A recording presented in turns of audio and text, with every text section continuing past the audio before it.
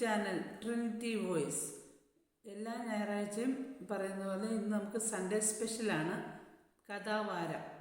രൂത്തിൻ്റെ പുസ്തകവും സ്വപ്നക്കൊട്ടാരവും വായിക്കുന്നു. സ്വപ്നക്കൊട്ടാരം ക്ലൈമാക്സിലേക്ക്. എല്ലാ കാലത്തും ആശ്രയം വെച്ചിടുവാൻ നല്ല സങ്കേതമേശുവത്രേ. എല്ലാ കാലത്തും ആശ്രയം വെച്ചിടുവാൻ നല്ല സങ്കേതമേശുവത്രേ. പെറ്റതള്ളതൻ കുഞ്ഞിനെ മറന്നീടിലും കാന്തൻ മാറ്റം ഭവിക്കാത്തവേ. പെറ്റതള്ളതൻ കുഞ്ഞിനെ മറന്നീടിലും കാന്തൻ മാറ്റം ഭവിക്കാത്തവേ. ഹല്ലേലൂയ ഗീതം പാടിടും ഞാൻ എൻ്റെ ജീവിതയാത്രയതിൽ. എൻ്റെ അല്ലലകിലവും തീർത്തിടുന്ന നോക്കിപ്പാത്തിടും ഞാനുലകിൽ. എൻ്റെ അല്ലലകിലവും തീർത്തിടുന്ന നോക്കിപ്പാത്തിടും ഞാനുലകിൽ.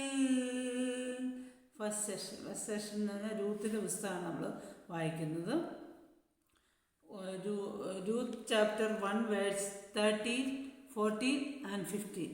രൂത്തിൻ്റെ പുസ്തകം 1:13, 14, 15. അവർക്ക് പ്രായമാകുവോളം നിങ്ങൾ അവർക്കായി കാത്തിരിക്കുമോ? നിങ്ങൾ ഭർത്താക്കന്മാരെ എടുക്കാതെ നിൽക്കുമോ? അത് വേണ്ട എൻ്റെ മക്കളെ.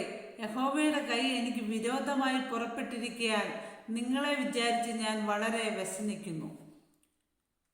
Would ye tarry for them till they were grown? Would ye stay for them from having husbands? Nay, my daughters, for it grieveth me much for your sakes that the hand of the Lord is gone out against me. അവർ പിന്നെയും പൊട്ടിക്കരഞ്ഞു. ഓർപ്പ അമ്മാവിയമ്മയെ ചുംബിച്ചു പിരിഞ്ഞു. രൂത്തോ അവളോട് പറ്റി നിന്നു. And they lifted up their voice and wept again. And Orpah kissed her mother-in-law, but Ruth clave unto her. അപ്പോൾ അവൾ, നിന്റെ സഹോദരി തൻ്റെ ജനത്തിൻ്റെയും തൻ്റെ ദേവൻ്റെയും അടുക്കൽ മടങ്ങിപ്പോയല്ലോ. നീയും നിന്റെ സഹോദരിയുടെ പിന്നാലെ പോയിക്കൊള്ളുക എന്ന് പറഞ്ഞു. And she said, Behold, thy sister-in-law is gone back unto her people and unto her gods. Return thou after thy sister-in-law. നമുക്ക് രണ്ടാമത്തെ സെക്ഷൻ കഥയാണ്. സ്വപ്നക്കൊട്ടാരമാണ്. സ്വപ്നക്കൊട്ടാരം ക്ലൈമാക്സിലേക്ക് തുടർച്ച. അതിൻ്റെ ശേഷം മിഷണറി സ്വപ്നക്കൊട്ടാരത്തിൻ്റെ താക്കോൽ സാറ്റോയുടെ കയ്യിലേക്ക് കൊടുത്തു. സാറ്റോ അത് സസന്തോഷം സ്വീകരിച്ചു. വളരെ നാളുകൾക്ക് മുൻപ് തൻ്റെ ഭവനത്തിൽ വരച്ച സ്വപ്നക്കൊട്ടാരം യഥാർത്ഥമായി പണി കഴിപ്പിച്ച കെട്ടിടത്തിലേക്ക് അടക്കാനാകാത്ത സന്തോഷത്തോടു കൂടി പ്രവേശിച്ചു. തൻ്റെ ഭാവന കൊട്ടാരത്തിൻ്റെ മനോഹാരിത കണ്ട് ആസ്വദിച്ച് അതിനുശേഷം സാറ്റോ തൻ്റെ പിതാവിനോട് ഈ സന്തോഷ വാർത്ത അറിയിക്കുവാൻ ഓടുകയാണ്. നിൽക്കാതെയുള്ള ഓട്ടം. സാറ്റോ പതിവിലേറെ സന്തോഷവാനായി ഭവനാങ്കണത്തിലെത്തിയിട്ടും തന്നെ സ്വീകരിക്കുവാനായി പിതാവ് എത്തിയിരുന്നില്ല. സാറ്റോ അകത്ത മുറിയിലേക്ക് പ്രവേശിച്ചപ്പോൾ തൻ്റെ പിതാവിൻ്റെ ശരീരം ചലനമറ്റതായി കിടക്കുന്നതാണ് കണ്ടത്. ആ കാഴ്ച കണ്ട സാറ്റോ, ഡാഡിയുടെ മകൻ സ്വപ്നക്കൊട്ടാരത്തിലേക്ക് കൊണ്ടുപോകാൻ വന്നു. കണ്ണു തുറന്ന് മോനെ ഒന്ന് നോക്കൂ ഡാഡി.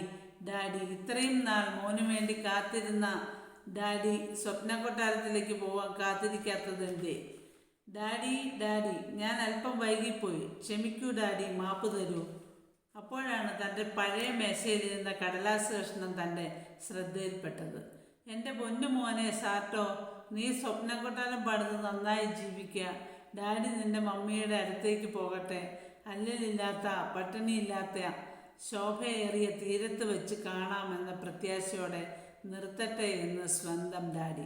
ഈ കത്ത് വായിച്ച സാർട്ടോ മേശയുടെ വലത്തുഭാഗത്തിരുന്ന വിശുദ്ധ വേദപുസ്തകം എടുത്ത് തുറന്നപ്പോൾ ലഭിച്ചത് 2 കൊരിന്ത്യർ 5:1 കൂടാരമായി ഞങ്ങളുടെ ഭൗമഭവനം അഴിഞ്ഞുപോയാൽ കൈപ്പണിയല്ലാത്ത നിത്യഭവനമായി ദൈവത്തിൻ്റെ ദാനമായൊരു കെട്ടിടം ഞങ്ങൾക്ക് സ്വർഗത്തിലുണ്ടെന്നറിയുന്നു.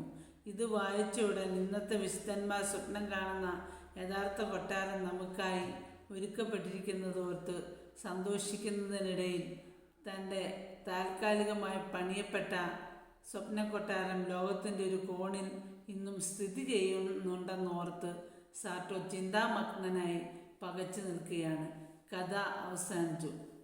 God bless you abundantly.